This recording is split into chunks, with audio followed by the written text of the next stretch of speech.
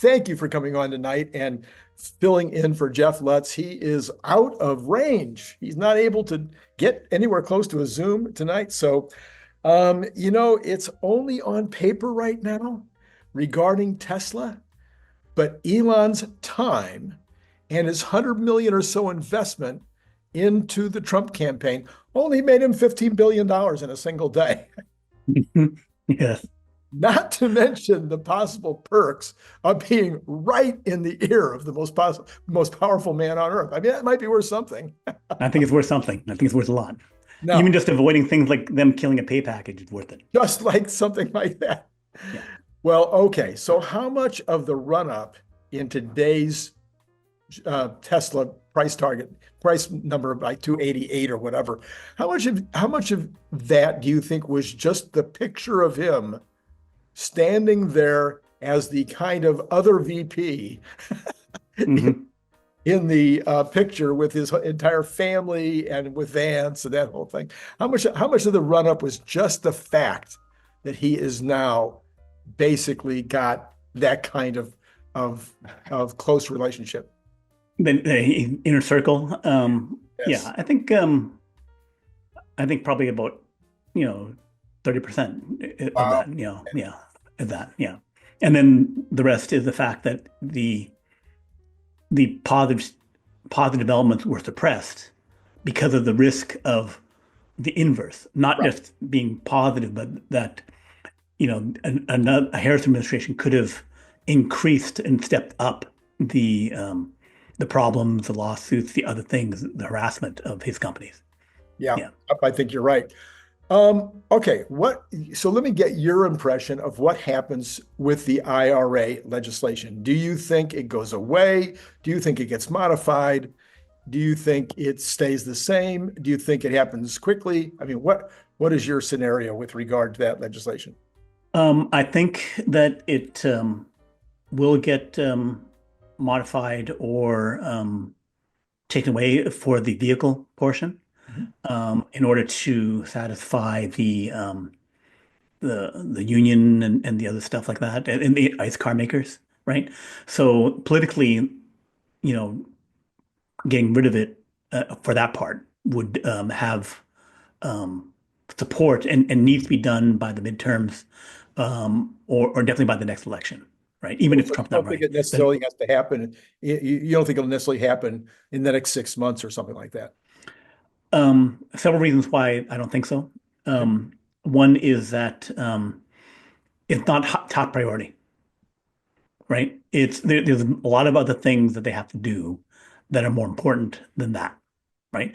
So and then if you have a really thin um, Republican House where it's like 3 or 4 votes, that kind of thing, it may not even be totally possible, right? So depending on how that whole thing plays out, it could be tough to get that kind of legislation if you have like support on the other side, right? Um, but like I said, it's politically important for the Republicans to do something to keep their Michigan and other support in that area. Okay. All right. Do you think it matters to Tesla? Because Elon has always said he doesn't care about it. Do you think it would have a very big impact on Tesla's profits? So long as they also, if they remove the EV part, they also remove the plug-in hybrid part, right? Then it's a level playing field and Tesla's fine. Okay. Um, and then I presume that they will keep the energy storage megapack part because that is needed to level the playing field with China. So it's an entirely separate thing. I expect nothing beyond that because they have to do something in order to get the US up to speed on the fixed energy storage. All right. So that really is a perfect segue into my next thought here. Do you have any hope? Larry, of course, gives me such a hard time on everything, of course. But I mentioned this to Larry the other day, and he's like, "No, Randy, this is you. This isn't Elon, the president." He says, anyway, I have this idea that Elon does recognize that there is a strategic necessity for about four things that the U.S. has, not only an economic strategic, but also a militarily strategic requirement to be onshoring and getting the maximum we can possibly get with regard to solar, nuclear, strategic minerals, chips, and drones. Mhm. And that Elon will be in the ear of the president saying, we have to make sure that we are, you got 4 years. This has to be 100% done by the time you're done. We have to make sure that we are far and away on the path to being the top in all 5 of those areas. Yeah, that seems likely and reasonable, because the solar combined with battery part, which China is like, I don't know, 4 times ahead. Like they have half of the world thing. I think the US is at 10, 12% in terms of like solar, in terms of like a terawatt level installed and that kind of stuff, or more. So um, you need to have all that done, because it basically starts replacing oil. Because if my transportation and other things, and natural gas, if you replace that with electrical and solar powered, then just like having, being the world's top oil producer, or competing with Saudi, that it becomes the new oil to a great extent. Right. Right. And then nuclear, I know you're a big, you've studied the nuclear thing backwards, forwards, and inside out. I am a huge fan, have always been a fan of getting back into the nuclear area.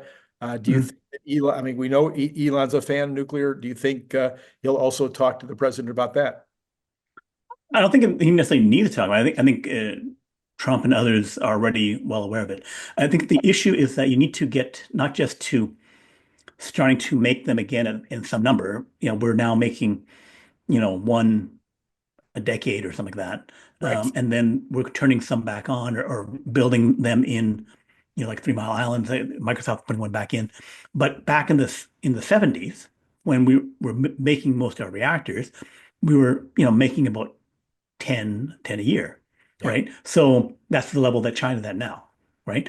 But the thing is, 10 a year for the 1970s, our overall power level in the 70s and 60s was, maybe half, or 70% of what level we're at now, right? Right. So and we're going to be needing to double our power for the AI intensive data centers that we'll need to have. So by 2040, we need to double. So if we go from like 4,100 terawatt hours to 8,000 terawatt hours, then you're going to add 4,000 terawatt hours. You're not going to be adding coal. You're not going to be adding natural gas. So then it's solar and wind, and then wind has a limitation Right. because of no one go to that, but there's a limitation on that. So then you look at solar and nuclear. Those are really the only options at scale. Hydro, we already dammed rivers. You're not going to be able to do that. So solar and nuclear. So for the first 10 years, until we get a mass production of nuclear power plants, or the small nuclear, whatever, you have to mass produce it, make them in really large numbers, and get up to really like 100 gigawatts, or at least 50 gigawatts per year, Mhm. which would be at our total number right now is 100 gigawatts, just shy of that, right? Interesting. So if we need to get to making um, everything that we do now at 50% or like that, we have to get to like 5 times, 10 times what we were doing back in the 70s, which is Gotcha. like 100 times what we're doing now. So to get to that means new technologies, make gigafactories for nuclear, right? So that takes some time to do. The technology is there; it can be done, but you have to go to that. Otherwise, if you're just talking about, do I make 5 reactors? Do I make 10 reactors? Even at the China level, the 1970 level, because we're going to be doubling every 20 years, you're not moving the needle. It's like, okay, I'm slop. It's going from, it wasn't going to go from like 15% down to 8% of total, down to 5%, and I'm holding steady, I'm slightly increasing. If I move the needle, I need to multiply it by some number. I need to go to, like, if I go to 4x the energy overall, Mhm. then I need to like 8x nuclear in order to get it to 20%. You got it. Yeah. All right. And then some people are all, thinking that we're going to eliminate the CHIPS Act. I Mhm. thought that was the best piece of legislation that that Biden passed in the entire time he was in office. Now, maybe there's another way to do it, but I know that we've just turned on the first fab. Fab. Yeah, and 4 nanometer fab in Arizona. Yeah. in Arizona. And it seems to me that it's a very, very good idea to onshore as much of this chip manufacturing as we possibly can, at least if it can be done economically, whatever tariffs or et cetera are needed to make sure that happens. What do you think?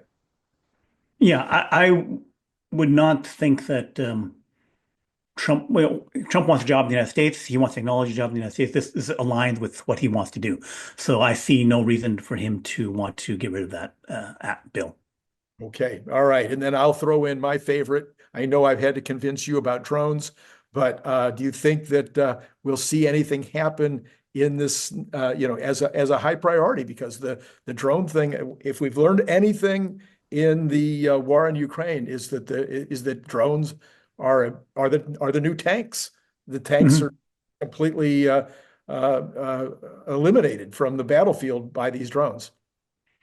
I think that there's some big companies like we talked like Swarm AI, Anduril, which are these kind of Silicon Valley super software makers adding AI into drones and stuff, and also changing the hardware for that. So they're already getting well underway. I just see them increasing the funding and bets for that.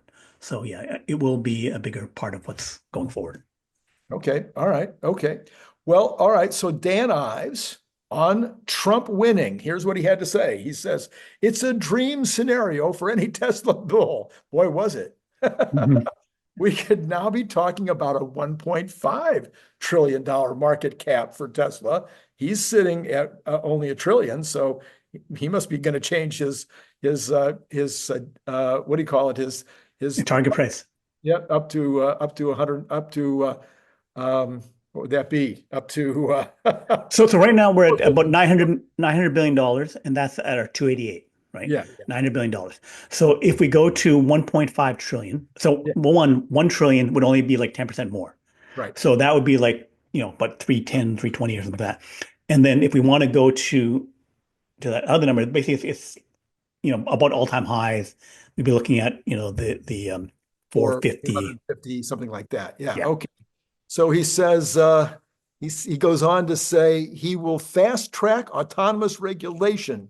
So this is his major, and I've seen articles and I've seen him say it personally. This seems to be the key for him, is that he was worried, apparently, and he thinks the market was worried that the regulations could slow Tesla down, even if they had if they finally got to autonomy to the point where they could make it a robotaxi, that then they would have trouble getting it through California. They would have trouble getting it through other states. They would have trouble getting it through NISTA. But now that all goes away. And he says Tesla is now the most undervalued AI name on the market. And he also says he says that if you fast track robotaxi, then it moves his estimate of the rollout by a year or more. So I've drafted a bill. Okay, I'm going to send this is my bill that I'm going to recommend that Trump gets passed. Mhm. Any vehicle that is designed with the intent to be driven without a driver must provide proof that the vehicle will only cause one accident every 500,000 miles or more. It is clearly impossible for regulators to test this, so the manufacturer must self-certify, which is normal in the auto industry. They normally self-certify these safety regulations. Any accident caused by a vehicle under the fully autonomous mode will be liable for the proportionate share of damages. There will be a limit of damages, however, per passenger of $2 million in 2025 that will increase based on inflation if there's any deaths. So what do you think, my bill? Um, It's I don't okay. think it's I don't think it's necessary, and I think that it's Necessary. extra liability and risk. If Elon wants to do it, that's fine. I think particular metrics might need adjustment, but it's if it becomes as safe as we're expecting, which would hit that target, then it would not be um, harmful to Tesla because they'll be able to clear that hurdle. So. And Yeah. so, and yes, all right. And so you're saying, so you think it's not necessary because Trump will be in charge of NISTA, and Mhm. he can put whoever he wants to running it, who can be Mhm. favorable to Elon. So therefore, it's a kind of an unnecessary addition. Right, right. Also, Waymo's operating already, and they don't have that standard, right? So it's adding extra regulations, which is something that Trump wants to get rid of. He wants to get rid of regulations, Right. right? So you're adding in extra regulation there, which, in the future there will be, way safer than that. So then it'll just be, a extra thing that's just clogging stuff up. So, I would think that they will be safer than Waymo. And so that should be sufficient because Waymo's on the road now. So if they're safer than Waymo, they've hit the standard that they've said is good enough, right? So that's what I expect to have happen, that they go with what's already been approved and exceed it. All right. So we've seen Dan Ives thinks that the new stock estimate should be 450. I'm at 700 by the end of next year, not this year. Certainly have been saying 300 forever. Mhm. But now we're talking about the all-time high. I kind of said the all-time high would happen when we actually had Elon saying you can now sleep in the back seat while you're riding. What do you think? How do you now see, based on Trump winning, has that changed your view of the stock price going forward? And what do you think is going to happen in the next few months? Well, I was hyper confident that this would be the result of the election. So that didn't change. I think if the opposite happened, then would have to reduce my targets. But my targets had assumed that this would occur. In terms of so the sentiment has changed. Right. We're up to 288 and can carry through to 300 just on momentum and that kind of thing. And so then it's delivering certain execution pieces. One would be completing the Shanghai Megapack factory Mhm. in Q4, so probably December, something like that. Actually ramping up the first line and doing it at China speed. Right. Do they start making them in high volume and they start installing them at high volume? Mhm. If those occur, then um, and then also that's in the quarterly earnings report where they say, hey, we turned it on, here's the capacity, here's the numbers. Then if they make analysts recognize that, Mhm. then the story of um, energy growing at 100 to 200% a year, Mhm. which would be the case if all four lines in the Shanghai factory, which people don't know, we've looked at aerial photos that show that the China Shanghai factory for Megapack is twice the size of Lathrop. So there'd be Right. four lines, and that would be 80 gigawatt hours. So that would mean if you get that fully ramped, you're at triple the production that we have now, which would mean instead of $1 billion of net income, because we haven't had full um, Lathrop Megapack production recognized. They're being made, but they're not having regular recognition and stuff like that. If we have 40 and 80 gigawatts all in production, all fully ready recognizing, then we're looking at $3 to $4 billion of net income per quarter just from energy. And if we start announcing more factories, so then just those things could play out in 6 months where it wouldn't be fully happening, but they recognize, crap, they have four lines. One or two are kind of getting up to speed here. It's going to start. So it's them, the market recognizing that's happening quickly.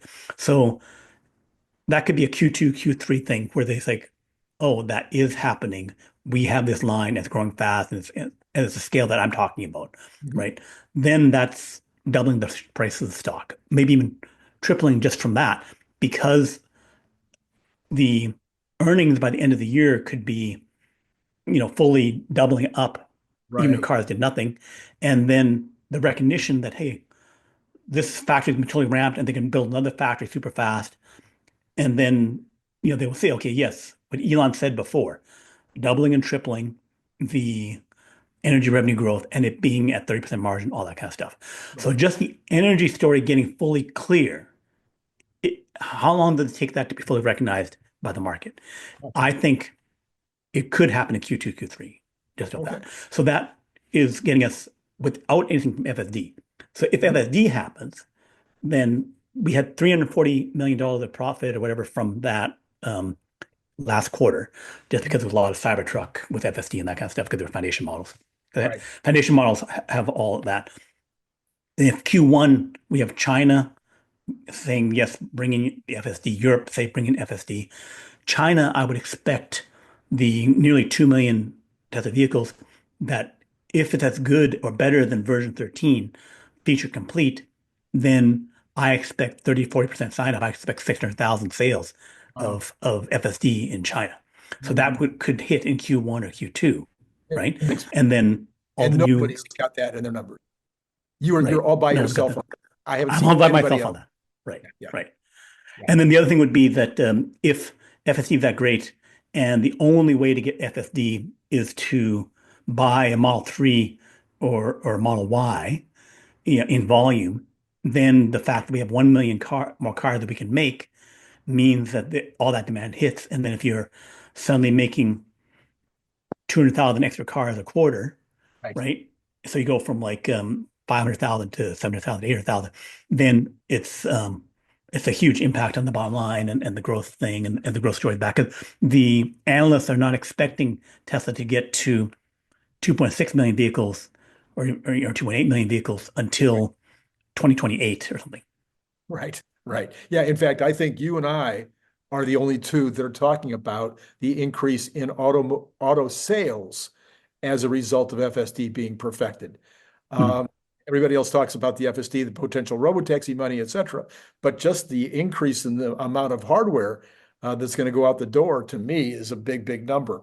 Now, Hmm. people think there'll be more hardware out there because of the 2.5 and the Juniper, and I agree with that. But they're only using Elon's number for that of 2.3 million next year, where I think as you just pointed out, I think they'll sell out. Now I have one more part though that you didn't include, which is I think just Elon being out there on those stages all over the Midwest uh, Hmm. and becoming a darling of the right will have an impact. It's like that's advertising, that's promotion of the Hmm. best because it's not on a TV screen. It's real promotion of somebody out there that you now like and you want to potentially buy into his company, you potentially want to help him in some way, or you're at least going to take another look at vehicles that you maybe didn't look at before. Do you think that's going to have an impact? I could think it'd have a huge impact, and something that some people aren't thinking about is that I think more uh, conservative, more right-leaning politically people, they buy more trucks. So Hmm. that means the sales will be more Cybertruck. And Cybertruck is twice as expensive as a Model Y. Right, So if you get a flood of, say, an extra 200,000 Cybertrucks, right. then that's the equivalent of 400,000 Model Y. And you're Right. getting more earnings and stuff like that. So the type of things that could be bought could Uh-huh. have an even bigger impact. All right. Okay, this is a complete switch in subject. It's another subject related to Homeland Security, as long as we were talking about drones. This is from Arts Technica. The director of the National Reconnaissance Office has a message for U.S. adversaries around the world. Wow. He says, you can't hide because we're constantly looking. This is according to Chris Scolaci, something like that, a longtime NASA engineer who took the helm of the U.S. government's spy satellite agency in 2019. He says the NRO is taking advantage of SpaceX Starlink satellite assembly line to build a network of at least 100 satellites and perhaps many more to monitor adversaries around the world. So far, more than 80 of these SpaceX-made spacecraft, each a little more than a ton in mass, have launched on 4 Falcon 9 rockets, and there are more to come. He says a large number of these mass-produced satellites are what the NRO calls a proliferating architecture, will provide regularly updated imagery of foreign military installations and other sites of interest to U.S. intelligence agencies. Scolaci said that the new swarm of satellites will get us reasonably high resolution imagery of Earth at a high rate of speed. This is a significant change in approach for the NRO, which has historically operated a much smaller number of more expensive satellites, some as big as a school bus. The quote, we expect to quadruple the number of satellites we have in orbit over the next decade. And the NRO is not the only national security agency eyeing the constellation of satellites in low Earth orbit. The Pentagon Space Development Agency plans to kick off a rapid-fire launch cadence next year to begin placing hundreds of small satellites in orbit to detect and track missiles throughout the U.S. Or allied forces. The Space Force is also interested in buying its own set of SpaceX satellites for broadband connectivity. Whoa! So what do you think? So for people who don't know, the military satellite space program, as well as the spy satellite, the the spy satellite space program, basically those have always been over double the budget of NASA. People think, oh, NASA does all this stuff.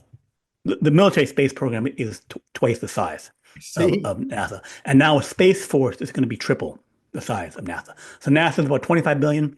They're at 50 to 75 billion. Okay. So of the total like $1 trillion that we spend on military. Got it. And the spy satellites that we've been putting up prior to this, you recall the Hubble Space Telescope? Sure. And so we had something called the Keyhole 7 satellites. So they had 1, 2, 3, 4, 5, 6, 7 one. Keyholes were basically Hubble Space Telescopes that were pointing down at Earth instead of pointing out into space. Yeah. Okay. So not recently, a few years back, the military spy satellite guys gave 2 Hubble class telescopes to NASA to say, hey, we don't need these anymore. Turns out they've been making about 27 of these things that were, so we had 1 Hubble Space Telescope, but we had 27 equivalent things pointing down at Earth. Slightly different optics because you're looking close instead of looking far. So then they said, okay, we're not doing that anymore. What are we probably doing? James Webb Telescope? Probably Keyhole 8. So the new spy satellite became the James Webb, right? And again, they probably had they had 15 or 20 of those things up there, right? So now they're saying, okay, now we're going to 100, and now we're going to 400 satellites. So we have 6,000, 7,000 Starlink satellites, each about 1 ton, right? So, or half a ton, but going up to 1 ton with the bigger versions. So SpaceX is mass producing satellites. They'll be mass producing. So far, they have 70% of all satellites up there. And then with this mass production, with the military stuff, they will have 90 and soon 99% of all satellites. If you think of the cars, Tesla cars, right? So we make 2 million a year. Right. Each electric car weighs about a ton, 1.5 tons, right? And the complexity of it is not necessarily that far off of a space satellite. You have to do some extra stuff to, make it able to go into space, right? Each one of those low Earth satellites costs about $250K, roughly 150K. And then the big ones that they'll be making maybe go up to like 800,000, $1 million, $1.2 million, right? So kind of like a Roadster or something, or like a compact Tesla semi, just the front end of the drive thing, not what you're pulling. So the complexity of the satellites they're making is not dissimilar from the complexity of electric vehicles, electric trucks that they're doing, right? And they can make 100,000 to millions of those. So with the Starship, fully reusable Starship, which will be able to launch 10 times as much and launch 10 times to 100 times as often, right? They'll be able to pop up 100,000 satellites, 1 million satellites in a couple of years, as opposed to 2,000 in a year, right? And the mass production will be copying the mass production of cars. So we will be mass producing satellites like we're mass producing cars. And the cost will be, like I said, high-end car, like up to $1 million. If you're mass producing, maybe you'll bring it down to back down to $500,000. You went up to 1.2 and you bring it back down to $500,000. Right. Anyway, so that's the entire change in philosophy that the military is going to have. It's like, holy crap, I can watch anything I want all the time. The fact that instead of having 20 of these really good satellites, the fact that I have 400, 4,000, 40,000, I can be constantly observing everything on Earth. Instead of like, there was a movie with Harrison Ford, Jack Ryan, Right, where they were like, okay, I'm going to get some terrorists in the desert. I'm retasking a satellite. I'm repositioning it using fuel and blah, blah, blah. And it's going to go overhead a certain time, right. right? That's what they say, like no more certain time. It's going to be like, just like All we have Starlink overhead all the time, 5 satellites overhead all the time. They'll have 5 and then 50 and then 100 overhead all the time. so in comparison to any other country on Earth, I realize, of course, that when you're talking about a nuclear war, it doesn't matter who's the biggest or who's got the biggest gun because it's mutually assured destruction. But outside of that, once we have, well, even now, even today, with that kind of ability to have a visual resource of the battlefields and of the opposition's weaponry, etc., adding in Starlink providing the number one thing that I'm not a student of war, but my limited understanding as a student, a little bit of a student of war, is that communications is everything. It's number one. It's more important than weaponry. That if you combine those two, the visibility and the communication, it kind of gives the United States an unsurmountable advantage for, I don't know, 25 or 30 years. I mean, Yes. So we have a very recent example, because I am a student of war. That's why I was student in technology as well, but war too. So the example is the Israeli war with Hezbollah and Lebanon, Mhm. right? So they did all the spying and stuff like that, and they knew where everything was, but they also did observational um, analysis of everything that Hezbollah, the terrorists, were doing. What they did was they had LiDAR, laser radar analysis of all the buildings. So they knew more about the building's construction and what was being put inside them Oh, than a city planner in San Francisco knows about the building in San Francisco, right? So they knew, oh, you're sticking missiles and weapons, and tanks or whatever inside of residential houses, right? How did they know where to hit all? It's because they were I'm looking, I'm scanning, I see the tread tracks going into wherever. I watch you build the building, I watch you shove the thing inside. So then I know exactly where to hit everything. I know where you take the launcher. So then when you when they clean up and they say, okay, now, oh, Hezbollah has 100,000 missiles and they have like 10,000 launchers. How can Israel possibly deal with all that? It's because I know where everyone is and I can blow them all up. So that goes to, that's the advantage of war. If I can see everything, I know where everything is, then I can blow it up, right? So you're so only so if that's true, then everything that the UN and these members of the UN are saying about the destruction, this, horrific destruction of hospitals and residences and everything else, everything that they're saying is complete nonsense. It's a complete lie. Because they got to know. If you know it, they know it, right? You asked about the UN. So basically, Israel had the ability to use laser radar to detect everything in Lebanon, Hezbollah, know everything they're doing, and then use the military to blow it up.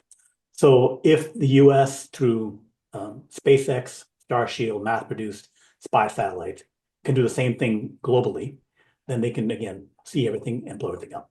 You asked about the UN. The UN does not have a military spy technology budget.